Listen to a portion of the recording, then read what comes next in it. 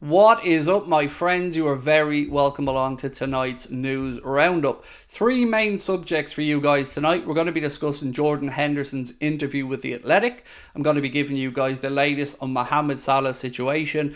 And of course, we can't let this video go without having a little conversation about the VAR audio that we've all heard that has been released in the new show Mic'd Up with Michael Owen and Howard Webb on Sky Sports. So we're going to be talking about those things, but before I get stuck into it, just want to draw your attention to the bottom right hand corner of the screen. If you would like to come and join us and subscribe to our new channel, Top of the League, or TOTL, which is the abbreviation, obviously. It's going to be TOTL Football, and then eventually we're going to have TOTL Sport, TOTL F1, lots of other bits and pieces. This is going to kick off with a watch-along of Bayern Munich against Manchester United in the Champions League after the international break. We're also going to be covering all the big Premier League games that obviously don't feature Liverpool. So if you'd like to subscribe, please do scan that QR code in the bottom right hand corner or just search for TOTL Sport on YouTube. So look, I'm going to do what I always do, talk for the next 8 to 10 minutes. I want you guys to let me know your thoughts in the comment section. Drop a like in the video, and if you haven't hit that subscribe button, please do. As you can see, we've just tipped over 213,000 subscribers, and again, we're extremely grateful for your continued support. So before I talk about the three main subjects, just a little update from the Fluminense side around Liverpool's interest in Andre. So Mario Bittencourt, who is part of the Fluminense club, I don't know exact role, has been speaking about Liverpool's interest in Andre. He said, "The executive director of Liverpool contacted me directly and I replied to him, my friend, I don't sell a player now and I don't deliver now. If you want to buy now to take in January, we can start talking, or if you want to wait until December, we can talk in December." So it will be interesting to see if Liverpool do indeed come back in for Andre, or if that's done and dusted. My own theory, I could understand a move for Andre in January with Thiago leaving at the end of the season, because it would then mean we do our business in January and not replace Thiago at the end of the season. So that's my thoughts on it, but we'll wait and see what happens. So look, going to start off with the Jordan Henderson interview with David Ornstein and Adam Crofton, I think it is, of The Athletic. Now, let me start off by saying I think the two gentlemen conducted a brilliant interview.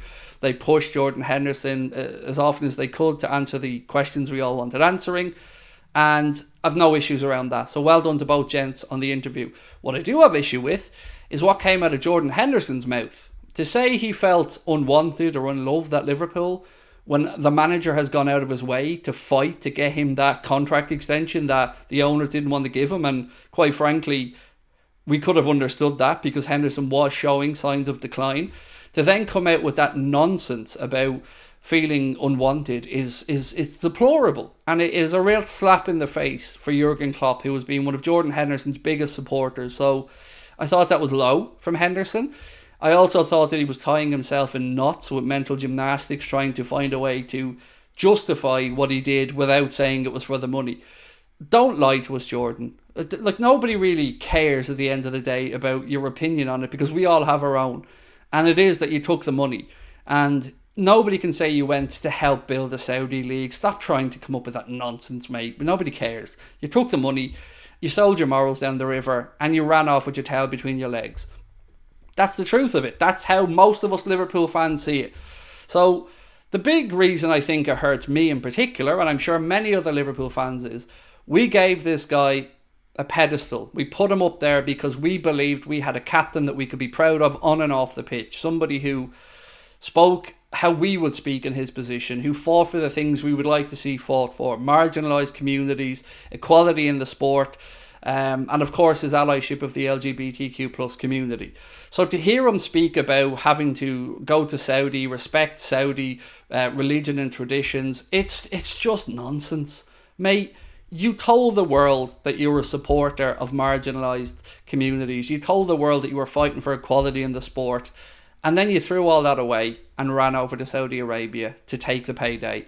So I feel like Jordan Henderson has made the situation worse for himself by doing this interview. I think if he said nothing, came over, played with the England team, went back off to Saudi Arabia, I don't think any of us really give it too much more thought than we already had. But now it just feels like he's sticking the knife in a little bit, and I can't speak for how Jurgen feels. I can't speak for how anybody else feels. But for me, I thought it was a pathetic excuse of an interview from his perspective. Journalist, great job. It's just embarrassing at this point. And it hurts because we held this guy in such high esteem, as I said before.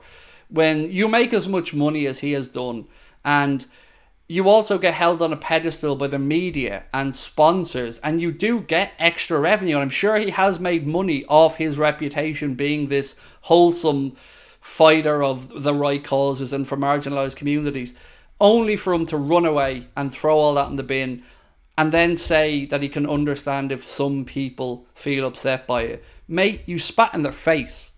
You showed your true colours. And you don't get to walk it back. You got to make your decision, Jordan. Now we get to make our decision as fans. And that is to say that you are not the man that we all thought you to be. And it is extremely disappointing. And I'm being very diplomatic in the words I choose here. But I'd love to know how you guys feel. Maybe you feel differently. Reading on the chat forums that I have and on the Athletics comment section, I think people all feel similar to me. But again, I'm not here to tell you how to feel. I'm just giving you my quick reaction to the interview. So next up, I want to talk about the VAR audio that you may or may not have heard. You may have seen the transcript of. And the thing I'd like to say about this is VAR was supposed to be brought in to remove the debate, to remove the arguments about refereeing decisions that we all had down the pub or with our mates. And instead, all it has succeeded in doing is making some of these referees even more powerful, giving them even more influence over a football game. And I don't like the TV companies trying to turn these guys into little celebrities, for want of a better phrase. So how can you have Mike Dean, who was a VAR official, come out and say that he didn't send Anthony Taylor to the monitor because he didn't want his mate to get more grief and he knew it was the wrong decision, but he didn't send him? Then have the PGMOL come out with a statement to say, we refute the claims from Mike Dean. I don't know how you can refute the man telling you how he felt and what he did. And also, the audio I would have loved to have heard was the audio from the guys who sent off Alexis McAllister. No, let me say that again. The guys who refused to overrule the red card for Alexis McAllister, namely Paul Tierney and Konstantin Hatzidakis. I'd love to hear that audio. I'd love to hear how they justified not telling the referee he made the wrong decision there. And also, we don't really care how the refs get to decisions, Howard. We want the referees to make the right decisions, and they're not doing that often enough. And it doesn't matter what club you support. You will have 2 or 3 instances already this season where you'll feel hard done by because we're not seeing consistency. How can, as an example, McAllister get a yellow card for asking for someone to be booked, but yet Joelinton did it twice and nothing? Now, I'm nothing against Newcastle or Joelinton. This is just an example I can give.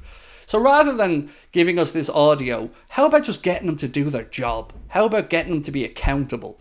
And that would be nice. I'd like to see referees and VAR assistants completely removed from each other. A set of VAR officials that have trained up and have nothing to do with these referees, no previous relationships, just they are there to do VAR. Simple as that. They don't know the refs, they aren't beholden to them, they don't have to worry about offending them, they just make their own calls. I also don't understand why, when we have automated offside technology, we aren't making use of it. They do it in the Champions League. They've done it, I think, at the last international tournament, and it seemed to have worked fine. But still, we would rather that these little demigods, these little clowns, get undue influence over decisions. And I don't care what they say. Every football fan has 2 or 3 officials that they not just believe have it in for them, but probably have some statistical evidence to back up that they think these decisions are going against them. So again, stop making these guys celebrities, make them accountable for the horrendous decisions. That's what we'd like.